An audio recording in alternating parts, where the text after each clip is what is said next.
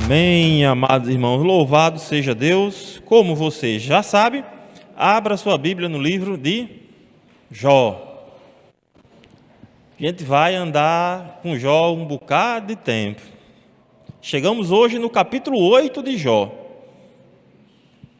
É a 8ª mensagem no capítulo 8 de Jó. Tem que ter a paciência de Jó. Tem que ter a paciência de Jó aí. Chegamos no capítulo 8 de Jó.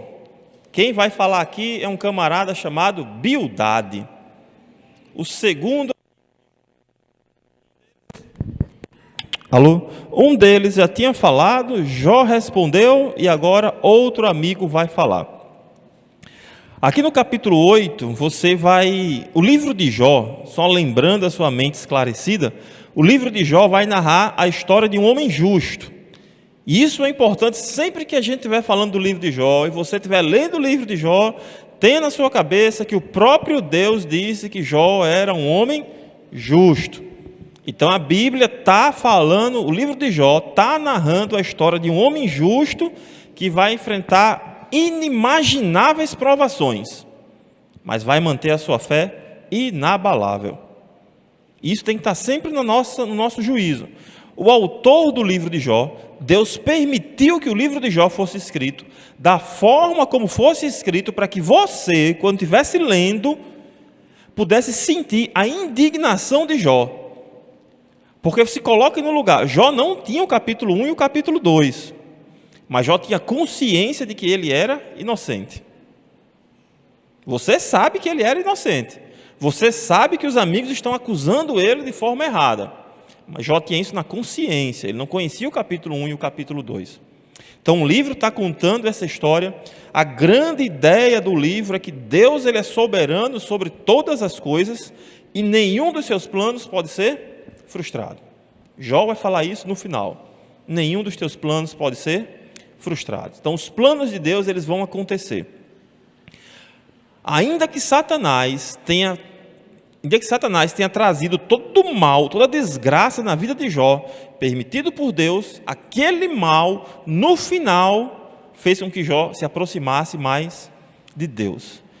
Que Jó conhecesse mais ao Senhor, porque no final do livro, Jó vai dizer, apesar de ser um homem íntegro, reto, justo, temente a Deus e que se desviava do mal, palavras do próprio Deus, apesar disso, depois de todo o sofrimento, no final do livro, Jó diz, eu te conhecia apenas de ouvir falar, mas agora os meus olhos te veem. Então, todo aquele mal que aconteceu com Jó, de alguma forma, Deus fez com que aquilo fizesse com que Jó se relacionasse melhor com o Senhor. Lembra muito José. Essa semana eu terminei de ler Gênesis mais uma vez, e o final do Gênesis é a história de José, né? E aí no final, quando Jacó morre, aí os irmãos chegam lá e dizem, olha, nosso pai disse que você não fizesse nenhum mal para a gente, que você nos perdoasse. Aí José diz, olha, vocês não sabem, eu sei que vocês fizeram mal para mim, eu sei que vocês queriam me prejudicar, mas o mal que vocês fizeram, Deus transformou em bem, para poder salvar a vida de vocês. Então esse é o nosso Deus e disso está falando o livro de Jó. O que é que aconteceu até aqui? Os capítulos 1 e capítulo 2, você tem uma cena no céu, Satanás comparecendo diante de Deus e o próprio Deus instigando Satanás, viste o meu servo Jó, homem íntegro, reto, temente a Deus, que se desvia do mal, é Deus quem fala isso. Não é Satanás que instiga, é o próprio Deus que fala isso. E Satanás diz, não, mas tire tudo que ele tem, tira tudo que ele tem.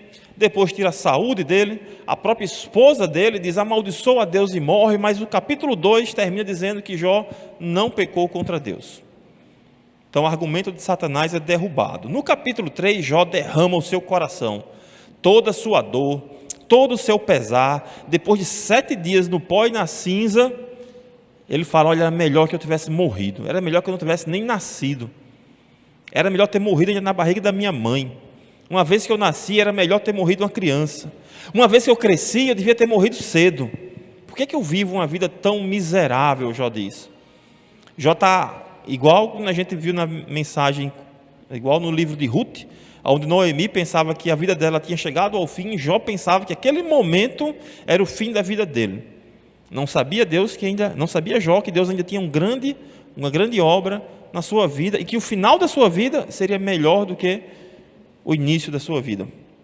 E aí no capítulo 4, capítulo 2 termina com 3 amigos aparecendo lá: Elifaz, Bildade e Zofar. Aí no capítulo 4 e 5, Elifaz, apoiado na experiência, provavelmente o mais velho de todos os 3, Elifaz, ele toma a palavra. Elifaz vai falar. Ele está apoiado na experiência, e a principal acusação que Elifaz faz contra Jó é: Jó, você não está praticando o que você ensinou. Você que confortou tanta gente e agora não consegue se confortar? A acusação de Elifaz é parecida com a acusação dos fariseus na cruz. Lembra quando Jesus estava na cruz? O que é que os fariseus falaram?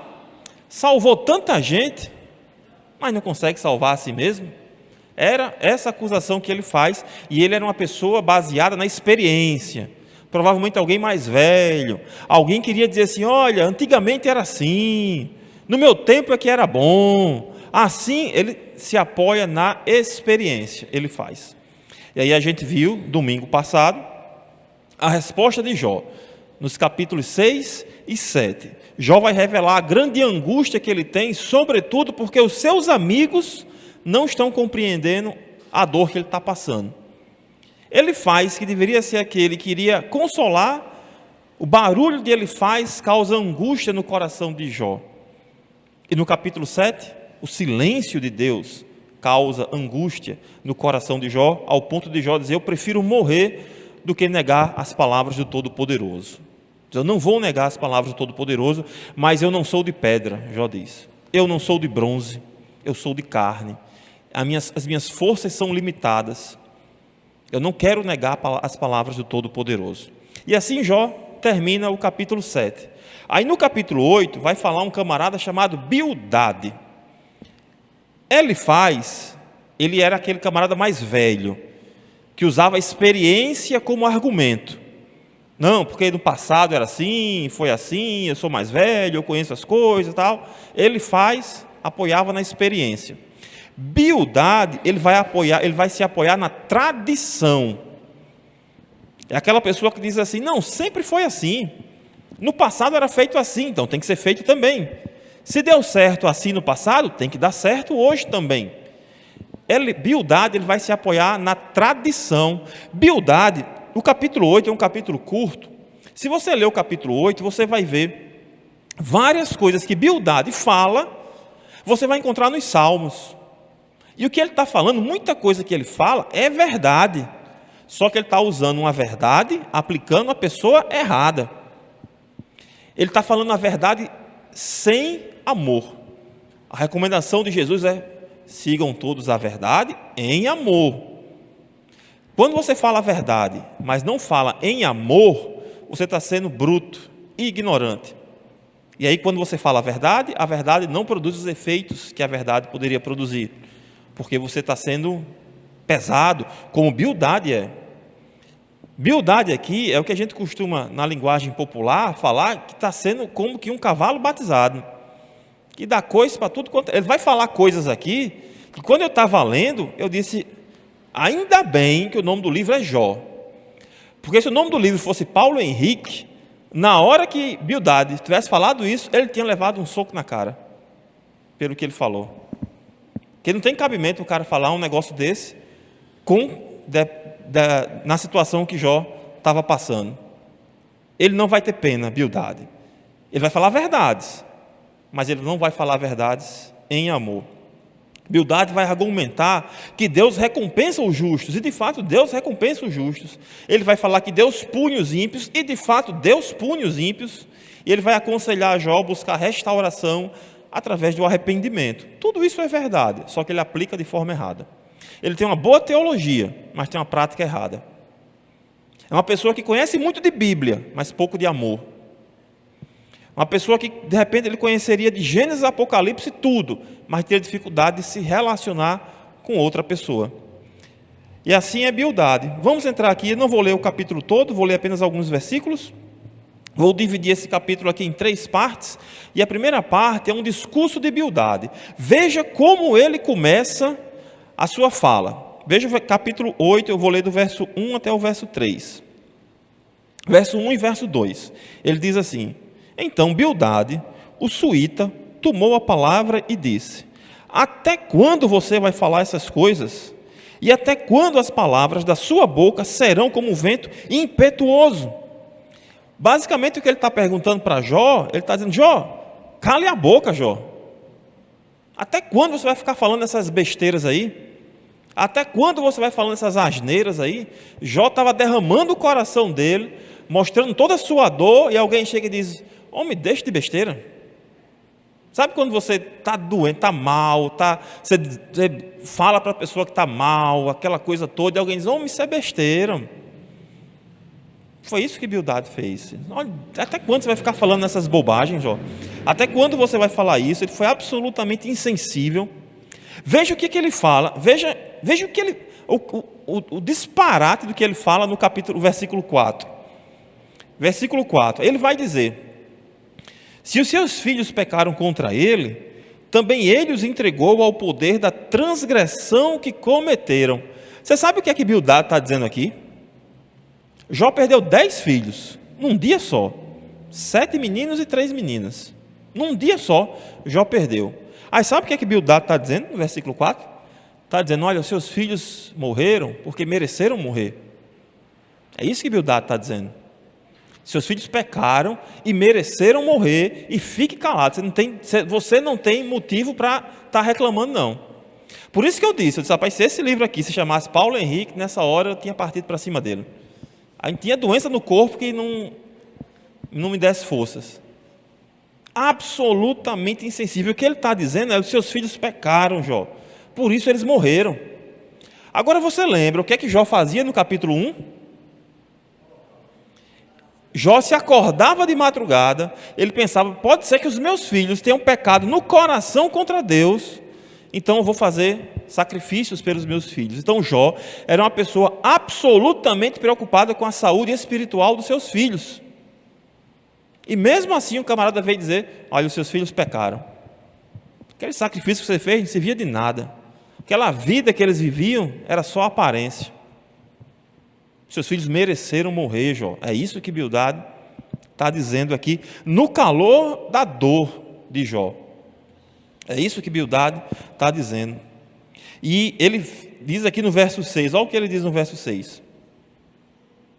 Ele diz: olha, se você for puro, Jó, se você for puro e reto, ele sem demora despertará para ajudá-lo e vai restaurar a justiça da sua morada. Bildade diz assim: Jó, se você for reto e se você for puro, Deus vai lhe restaurar. Aí aparece uma interrogação na sua cabeça. Bildade está dizendo: Jó, se você for reto e se você for puro. Jó era reto e puro? Quem disse que Jó era reto e puro? Deus. 3 vezes Deus tinha dito: Jó é homem íntegro, reto, puro, temente a Deus e que se desvia do mal. Deus disse isso sobre Jó 3 vezes. Aí agora Bildade está colocando em xeque a própria afirmação de Deus. Jó, Deus está errado sobre você, Jó. Por mais que Deus tenha dito que você é puro e reto, você não é. Agora, se você se tornar puro e reto, aí Deus vai lhe restaurar. Veja que ele está indo contra o testemunho da terra, ele vai contra o testemunho do céu. Jó não sabia que Deus tinha dito isso. Jó não conhecia o capítulo 1 e o capítulo 2. Mas o testemunho do céu já era: Jó é um homem íntegro, reto, temente a Deus, que se desvia do mal. Nesse momento aqui, veja só, quando Bildade duvida da retidão de Jó, se Jó se arrepende, aqui no capítulo 8, Jó estava contrariando a Deus. Jó estava dizendo que Deus era mentiroso. Para você ver como a situação estava complicada. Então tem esse primeiro discurso de Bildade. Aí ele vai agora dos versos 8 até o verso 19. Ele vai usar exemplos da natureza. Ele vai usar aqui, eu costumo dizer que é a teologia do junco, a teologia da teia da aranha, do papiro. Ele vai usar exemplos da natureza. Ele vai usar analogias da natureza para ilustrar que sua visão sobre a retribuição divina. Ele vai comparar a vida dos ímpios como uma planta que cresce temporariamente, mas logo é arrancada. Veja o verso 11, o que ele diz. Ele diz, pode o papiro crescer fora do pântano? Ou crescer o junco sem água? Ele está dizendo, Jó, se está acontecendo alguma coisa ruim com você, é porque alguma coisa ruim você fez. Porque o papiro só cresce se tiver água. Qual é a lógica dele? Se está acontecendo alguma coisa ruim com você, é porque alguma coisa ruim você fez. Ele usa a natureza para falar sobre isso. O versículo 14, ele diz assim, a sua firmeza será frustrada, e a sua confiança é como a teia de aranha. A sua confiança, Jó, é uma teia de aranha frágil, que a gente consegue destruir rápido, porque alguma coisa errada você fez, Jó. Você está querendo viver de aparências. É isso que Bildade está acusando a Jó. Ele usa essas metáforas para reforçar a ideia de que Deus recompensa a retidão. Ele está, mais uma vez, falando da retribuição, dizendo, se você fizer alguma coisa errada, Deus vai lhe castigar. Se você fizer alguma coisa boa, Deus vai lhe recompensar. A ideia de Bildade é que existe uma retribuição, seja para o bem ou seja para o mal. Ele vai depois para os versos 20 até o 22, exortar Jó ao arrependimento. Veja se as palavras que ele vai usar são palavras corretas. Isso é verdade o que ele está falando, só que ele está aplicando para a pessoa errada. Jó não precisava fazer isso daqui, porque Jó não tinha cometido esse tipo de pecado. Veja aí os versos 20 até o 22, diz assim, eis que Deus não rejeita o íntegro, nem toma os malfeitores pela mão. Isso é verdade. Deus nunca vai rejeitar o íntegro de coração. O íntegro de coração que buscar a Deus, vai encontrar a Deus. Deus nunca vai tomar os malfeitores pela mão. Isso é verdade. Ele vai encher sua boca de riso e os seus lábios de alegria.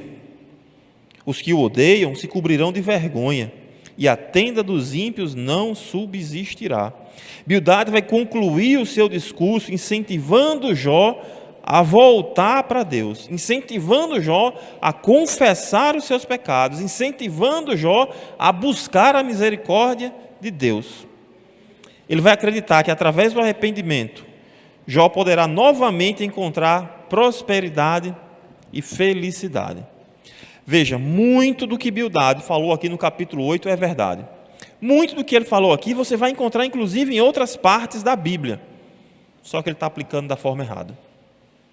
Então, muitas vezes, amados, o que fica aqui, algo importante que fica do capítulo 8, é que apesar de que eu e você conhecemos a verdade, apesar de que eu e você podemos falar a verdade para alguém, mas se isso não for feito em amor, isso não vai produzir os efeitos esperados.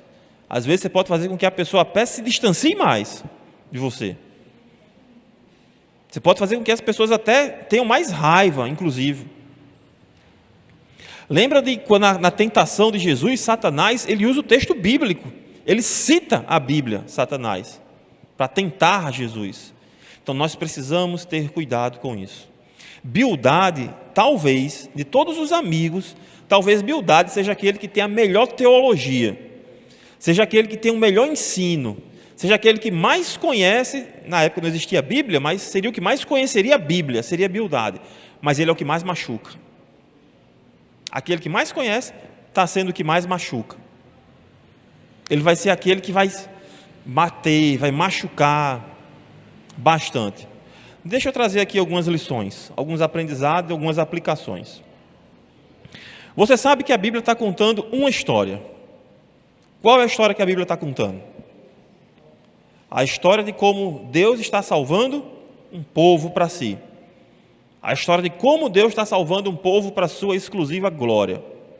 E o personagem principal dessa história é Jesus Cristo. Então, de uma forma ou de outra, toda a Bíblia ela está apontando para Jesus, está contando uma história, e aquele momento da história está levando o povo de Deus a ser redimido e está apontando para Jesus Cristo. Então, quando eu olho para a Bildade, e ele enfatiza muito a retribuição e a justiça divina, Esse capítulo vai abordar a crença da retribuição divina, ou seja, a ideia de que Deus recompensa os justos e pune os ímpios. Essa aplicação ressalta a importância da retidão moral. E isso, de fato, é importante. Eu e você vivermos uma vida reta, eu e você vivermos uma vida que agrada a Deus. Mas não porque eu quero obter algum favor do Senhor. Não porque eu quero que o Senhor me recompense com alguma coisa. Calvino falava que era o terceiro uso da lei. Dizia que eu vou cumprir a lei, eu vou buscar agradar ao meu Senhor, não para obter o favor dele, mas porque ele me salvou, porque eu quero agradá-lo. É por isso que eu quero viver uma vida que agrada ao Senhor, não para ter alguma coisa em troca, mas para glorificar o seu nome. A retidão moral é viver uma vida que agrada a Deus. É entender que a justiça de Deus, no seu determinado tempo, ela vai se manifestar. A justiça de Deus vai se manifestar. A justiça de Deus já se manifestou em carne. Quem é a justiça de Deus manifestada em carne? Que veio na plenitude dos tempos. Jesus Cristo. É Jesus Cristo.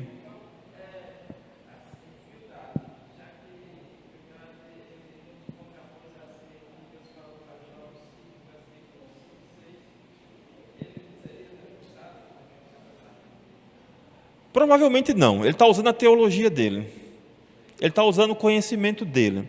A gente vai falar desse ponto aqui, o ponto de vista de interpretação dele. A gente vai ter uma aplicação sobre isso aqui. Veja, quando fala de retribuição, a gente olha para Jesus como a justiça de Deus, aquele que se fez carne, e agora eu e você, não mais com base na retribuição, não mais com base em obedecer mandamentos, mas eu e você, através de Jesus Cristo, podemos viver uma vida de retidão.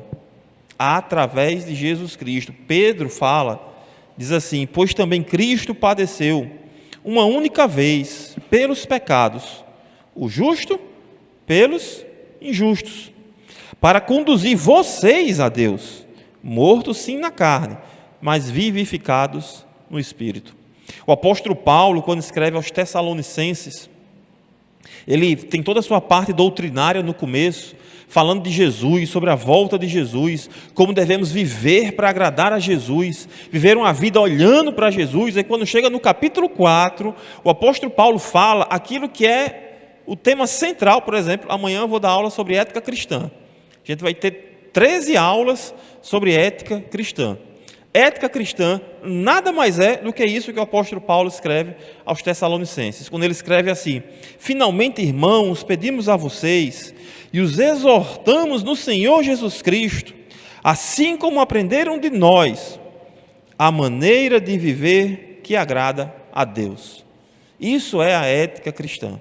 Isso é viver uma vida moral. Isso é viver uma vida reta. Viver uma vida que agrada a Deus. Não mais para ter uma retribuição, não mais para ter algo em troca, mas para agradar ao Senhor.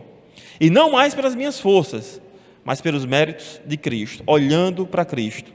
Porque que muitas vezes a gente, de repente, a gente cai num pecado, a gente mente, por exemplo, você mente uma vez, aí diz, não, agora não vou mentir mais. Aí no outro dia está mentindo de novo. Não, mas agora não minto mais não. Aí no outro dia está mentindo de novo. Aí assim vai. Estou usando a mentira como exemplo, mas você pode pegar aí qualquer outro tipo de pecado. Porque muitas vezes nós achamos que a força está no nosso braço. Muitas vezes a gente acha, não, porque agora eu vou fazer isso. Porque eu vou, sei lá, de repente a pessoa tem uma vida de oração, não ora, não tem vida de oração, aí da noite para o dia, não, a partir de agora eu vou acordar todo dia de 3 da manhã para orar. Você não ora todo dia, você vai acordar de 3 da manhã para orar? Vai acordar no primeiro dia, no segundo, aí depois já era. A retidão moral, olhando para Cristo, nos méritos de Cristo, pedindo auxílio do Espírito Santo para suprir as nossas fraquezas. Então, primeiro ponto quando eu olho para a Bildade, a sua fala dura, apontando tanto para a retribuição, a primeira coisa que me vem na mente é viver uma vida moral só através de Jesus Cristo. Se você que está acompanhando online, de repente não entregou seu coração a Cristo, entenda, a única forma que você tem de viver e agradar a Deus é entregando seu coração a Cristo. Não existe nenhuma outra forma. Se você, crente, de repente tem andado distante do Senhor, saiba, você precisa se reconciliar com Deus. Não existe uma outra forma de você agradá-lo, a não ser vivendo uma vida através de Jesus Cristo. Outro ponto importante, quando eu olho para a Bildade, tem a ver com a limitação da visão tradicional. Quando ele chega para Jó e diz: Jó, você precisa ser reto, Jó, você precisa ser íntegro. Ele está baseando o seu ensino, ele está baseando a sua teologia no fato de que, se aconteceu alguma coisa errada com você, se está acontecendo alguma coisa mal com você, Jó, é porque você fez alguma coisa errada. E Jó não tinha feito nada de errado, mas era assim que era ensinado. Esse era o ensinamento da época, e a tradição foi passando isso de pai para filho.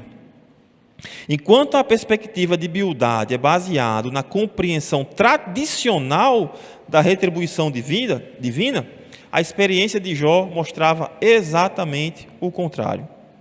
Então, a aplicação importante aqui é questionar a ideia de que todas as situações de sofrimento estão diretamente ligadas a alguma ação errada, abrindo espaço para uma compreensão mais profunda do sofrimento humano. Você lembra, em algum momento, em que os discípulos perguntaram para Jesus sobre o sofrimento de uma pessoa? Quando os discípulos perguntam assim, passaram por um homem e disseram: mas quem foi que pecou? Foi ele ou os pais dele, para que ele nascesse assim? Foi o que Jesus disse? Nem ele, nem os pais dele. O sofrimento dele não tem nada a ver com o que ele fez, nem tampouco tem a ver com o que os pais deles fizeram. O sofrimento dele tem a ver com a glória de Deus que vai se revelar na vida dele. Então tem sofrimento que chega na nossa vida que não tem a ver com um pecado que eu cometi, que você cometeu, com que alguém cometeu, tem a ver com a glória de Deus que há de ser revelada em nós. Ainda que essa glória seja uma glória futura, como o apóstolo Paulo diz, que a nossa leve e momentânea tribulação produz para nós um eterno peso de glória. Então a visão tradicional, de repente, ela não justifica tudo o que está acontecendo. Não é porque sempre foi assim que tem que ser assim. Não é porque sempre foi ensinado que tem que ser assim. A nossa mente, o nosso coração, eles têm que estar cativos à palavra de Deus. É olhar o que a palavra de Deus ensina. Não é o que as pessoas dizem por aí fora. Se o que as pessoas disserem estiver de acordo com a palavra, show de bola, gol. Se não, nós precisamos ficar com a palavra de Deus. Ainda que de repente isso vai trazer algum desconforto para o nosso coração, mas precisamos ficar com a palavra de Deus. Uma outra aplicação importante, quando eu olho para as falas de Bildade, quando eu olho para a vida de Cristo, é que Bildade está incentivando Jó a buscar por arrependimento e humildade, apesar de que Jó não tinha pecado para buscar algum arrependimento com relação ao que ele tinha feito, mas na cabeça de Bildade ele precisava buscar isso.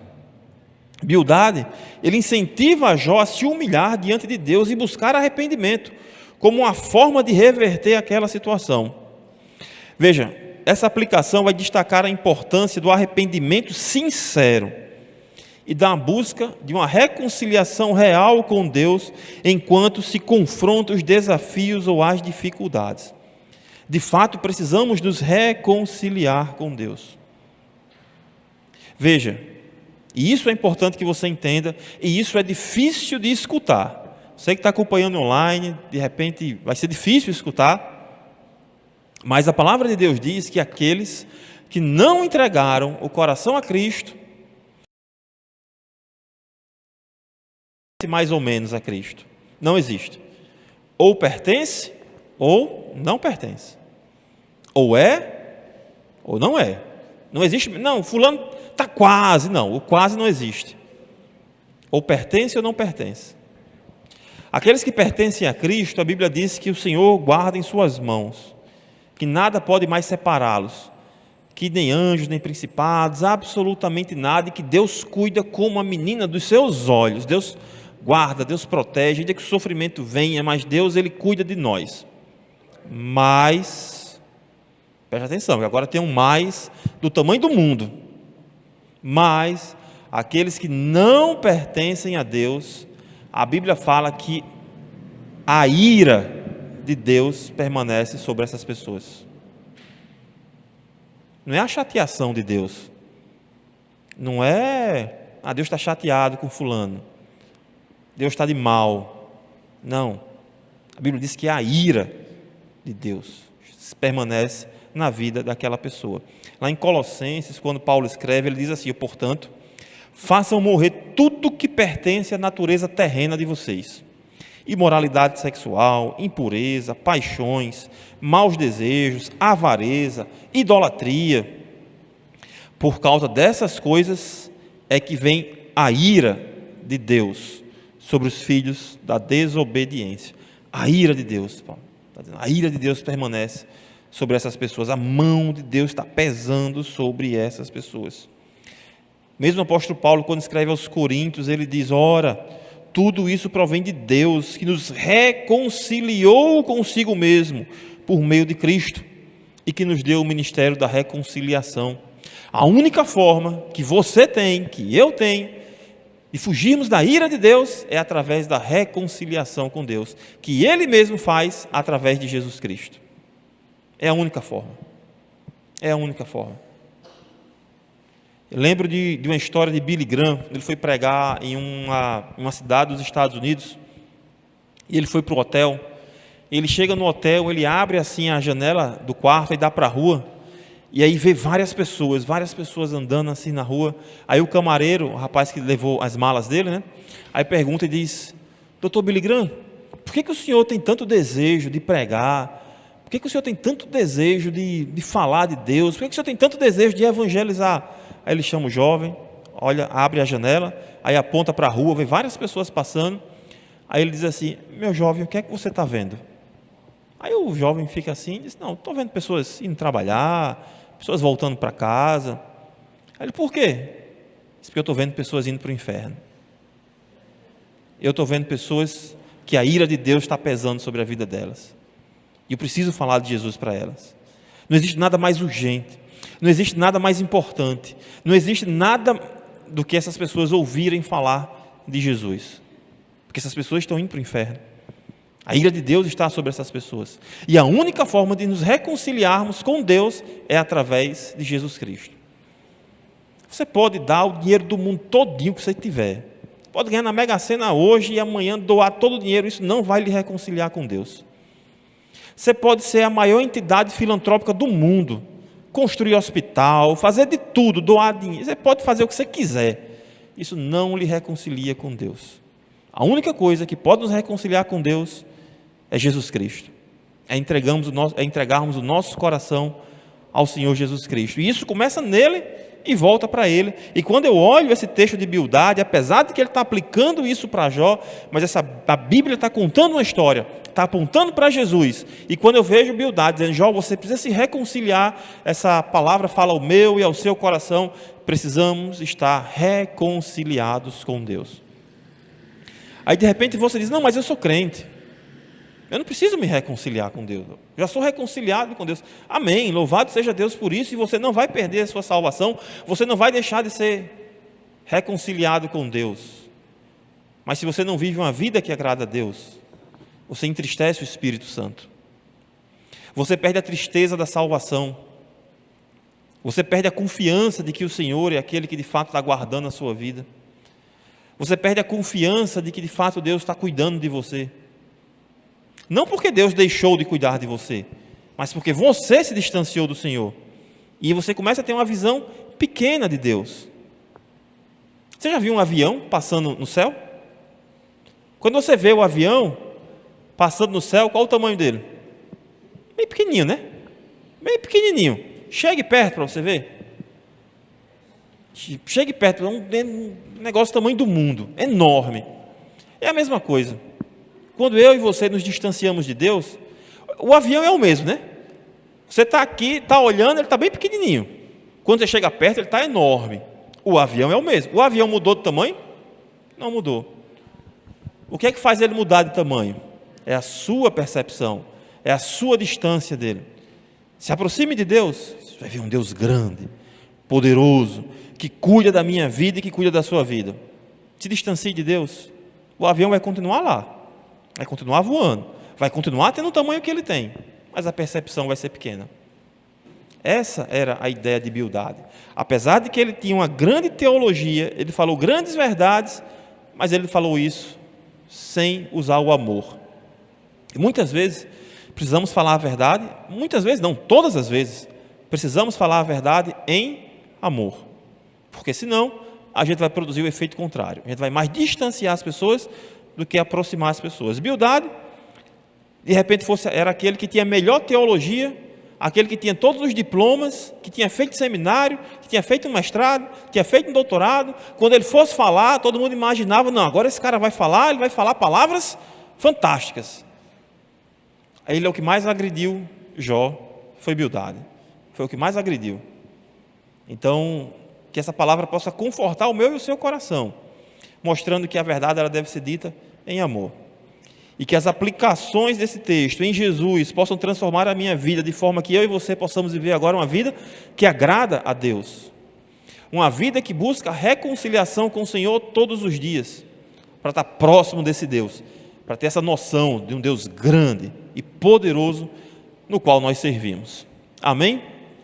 Louvado seja Deus. Nossa próxima mensagem, Jó, capítulo 9 e 10. Aí Jó vai responder a Bildade, vai responder a tudo isso que Bildade falou. Jó vai responder, a gente vai ver que Jó vai tocar num ponto extremamente importante. Se eu começo a discutir com Evaldo aqui, aí eu digo, Evaldo, tal coisa, Evaldo diz outra coisa. Aí eu digo uma coisa, Evaldo diz outra coisa. Aí eu não concordo, Evaldo discorda. Aí a gente não chega a um acordo de jeito nenhum. Quem está olhando de fora vai dizer o quê? Rapaz, está precisando do que aí, para poder ajeitar esse negócio? O que é que está precisando aí? Está precisando de alguém que faça o quê? Está precisando de um? Parece que quando Jó falou, Elifaz falou. Jó se defendeu, Bildade atacou. Jó vai se defender de novo, aí parece que essa conversa vai e volta, vai e volta, vai e volta. Espera aí, a gente precisa de um mediador. Antes de qualquer palavra ter sido escrita, antes de qualquer livro da Bíblia ter sido escrita, já tinha noção, nós precisamos de um mediador. A gente vai ver isso no capítulo 9 e 10 do livro de Jó. Vamos orar.